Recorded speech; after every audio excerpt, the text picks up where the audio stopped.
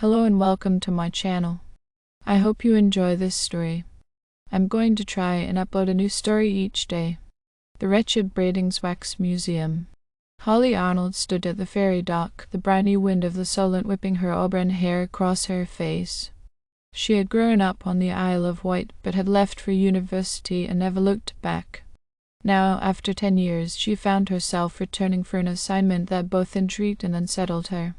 Braiding's Wax Museum had been a childhood fascination, a place of wonder and terror that had shut its doors abruptly when she was 8 years old. Now, rumors of its reopening had spread like wildfire, and as a journalist, Holly knew she had to cover the story. The museum's new owner, a reclusive man named Mr. Blackwood, had sent out invitations to select individuals, promising an exclusive preview of the restored exhibits. Holly's editor had managed to secure one for her, and now she was here against the backdrop of a foreboding twilight, ready to uncover the truth.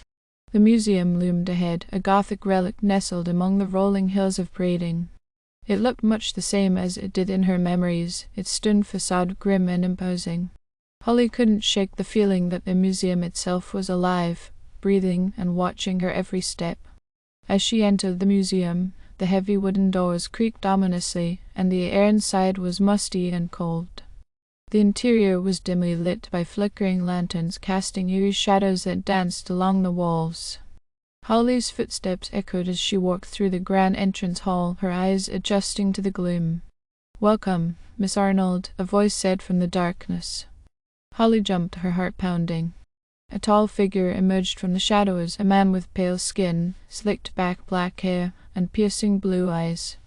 He wore an old-fashioned suit, complete with a waistcoat and pocket watch. "I'm Mr. Blackwood, the curator. I trust your journey was pleasant," he asked with a smile that didn't reach his eyes. "Yes, thank you," Holly replied, her voice steadier than she felt. "I'm here to cover the reopening for the Isle of Wight Gazette." "Ah, yes, I remember. Come, let me show you around," Blackwood said, extending his arm towards the main exhibit hall. As Holly followed him, she couldn't help but notice the lifelike quality of the wax figures on display. They were posed in various historical scenes, their expressions so realistic that she almost expected them to blink or breathe. There was something unnervingly alive about them. "This is our Victorian collection," Blackwood explained, gesturing to a group of figures dressed in elaborate period costumes. "Each figure is crafted with meticulous detail, right down to the individual hairs." Holly nodded, taking notes, but her mind was racing. She remembered these figures from her childhood, but they seemed different now. More lifelike, more aware. They moved deeper into the museum, passing through rooms filled with wax depictions of famous historical events and characters. Holly's unease grew with each step. She couldn't shake the feeling that the eyes of the figures were following her, their expressions shifting ever so slightly when she wasn't looking. Finally, they reached a room that was roped off, a sign declaring it under renovation. "This is our piece de resistance," Blackwood said with a hint of pride. The Chamber of Horrors. Holly peered into the dimly lit room. She could barely make out the shapes of the figures inside, but she could sense their malevolence.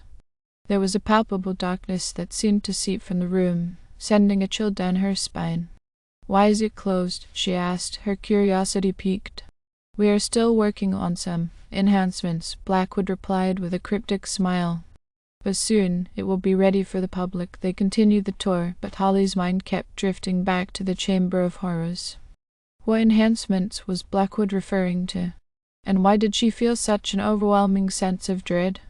After the tour, Holly thanked Blackwood and left the museum, her head spinning with questions. She decided to do some research on Braiding's Wax Museum and its enigmatic curator. Over the next few days, Holly dug through archives, old newspapers, and local legends. She discovered that the museum had been founded by a man named Victor Braiding in the late 1800s. Braiding was a renowned sculptor who had an obsession with immortality. He believed that by capturing the essence of a person in wax, he could preserve their soul for eternity. But there were darker rumors, too. Whispers of occult practices, strange rituals, and disappearances. It was said that Braiding had delved into forbidden arts, seeking to transcend death itself.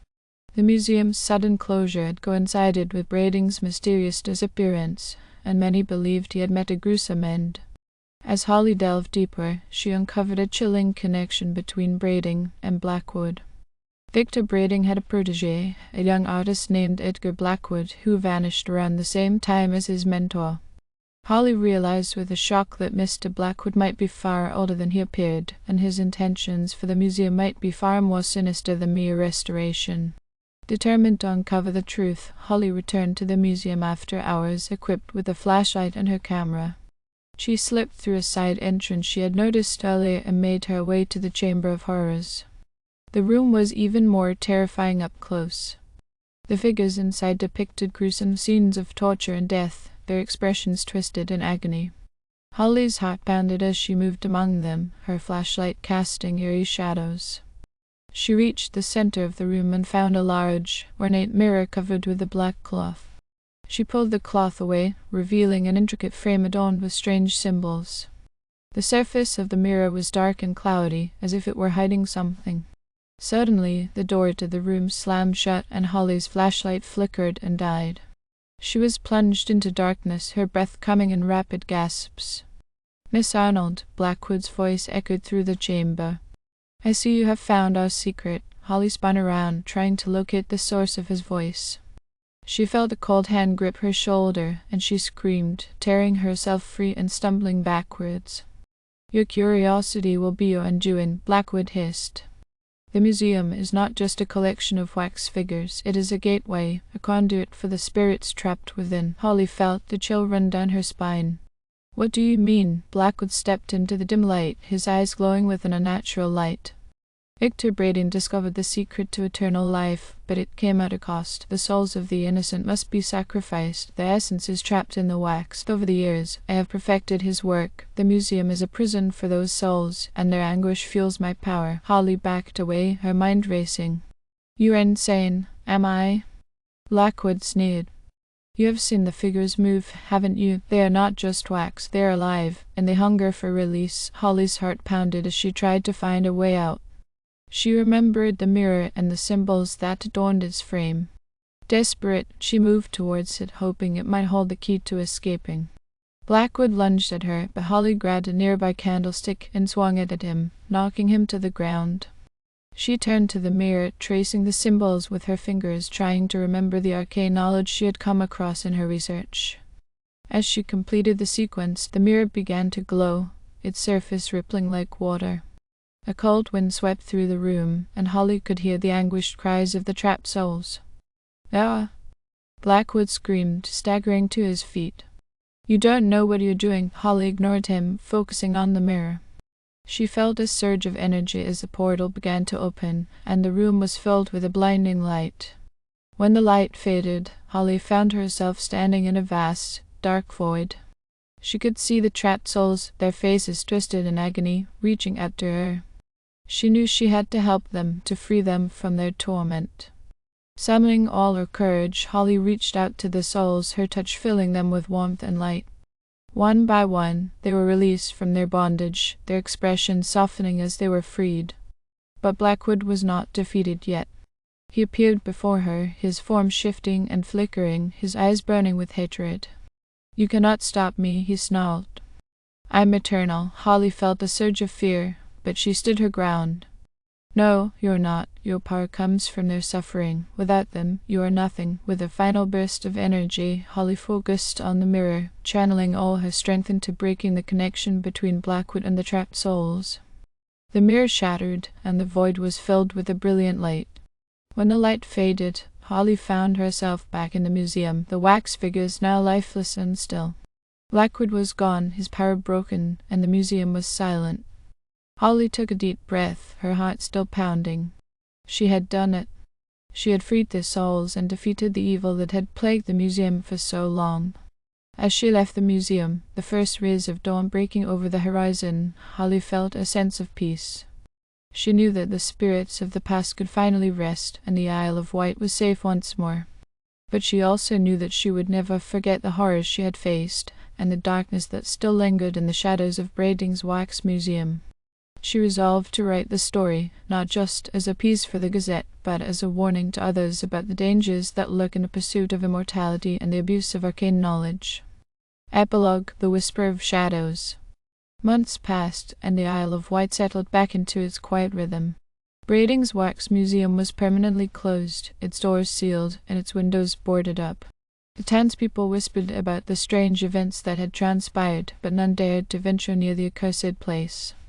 Holly Arnold's article was published, detailing the history of the museum, Victor Brading's obsession, and the sinister activities of Mr. Blackwood. It became a sensation, drawing curiosity and dread in equal measure. Holly received numerous awards for her investigative work, but she found little joy in the accolades. The memories of that night haunted her dreams, and she couldn't shake the feeling that some part of Blackwood's evil lingered in the shadows. One evening, Holly received a letter. It was written in elegant, old-fashioned script, and the envelope was sealed with a wax insignia she recognized from the museum. Her hands trembled as she opened it. "Dear Miss Arnold, your bravery and perseverance have saved many souls, and for that you have my deepest gratitude. However, the forces we have contended with are ancient and cunning. Though Blackwood is defeated, there are others who seek to continue his dark work. Be vigilant, for the battle between light and darkness is never truly over. Yours sincerely, Victor Brading." Holly stared at the letter, her mind racing. Was it truly from Victor Brading? How was that possible? She had seen the records of his disappearance, heard the legends of his death, but the letter bore his unmistakable signature, and the words carried an undeniable weight of truth. Determined to uncover the full extent of the mystery she had stumbled upon, Holly plunged into further research. She scoured ancient texts, sought out occult scholars, and delved into the history of the Brading family. The more she uncovered, the deeper the rabbit hole seemed to go. She learned of secret societies, hidden grimoires, and dark rituals that promised power and immortality at a terrible price.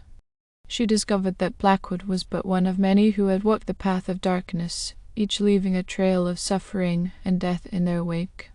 One night, as she pored over an ancient manuscript in her apartment, a sudden chill filled the room. The lights flickered, and a shadow moved in the corner of her vision. Holly's heart raced as she stood up, her eyes scanning the room. "Who's there?" she called out, her voice trembling.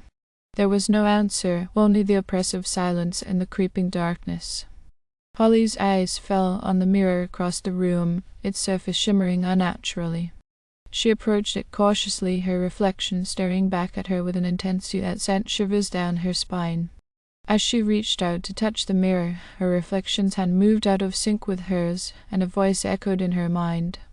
"The battle is not over, Holly. You have a part to play." Holly gasped, pulling her hand back. The reflection returned to normal, but the words lingered in her mind.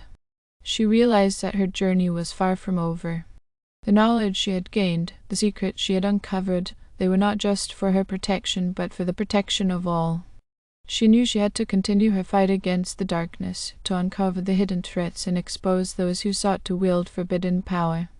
The stakes were higher than ever, and the shadows were always watching. With renewed determination, Holly prepared herself for the challenges ahead. She fortified her mind with knowledge and her heart with resolve, ready to face whatever horrors lay in wait. The wretched legacy of Brading's Wax Museum had opened her eyes to a world of hidden dangers, and she was ready to confront them. For the true horror was not in the wax figures or the ancient rituals, but in the darkness that resides in the hearts of those who seek to control and corrupt. And as long as that darkness existed, Holly Arnold would stand against it, a beacon of light in the ever-encroaching shadows. Thank you for listening. I hope you enjoyed this story. Please don't forget to like, and even better, like and subscribe. Thank you very much, and I hope you have had a great day.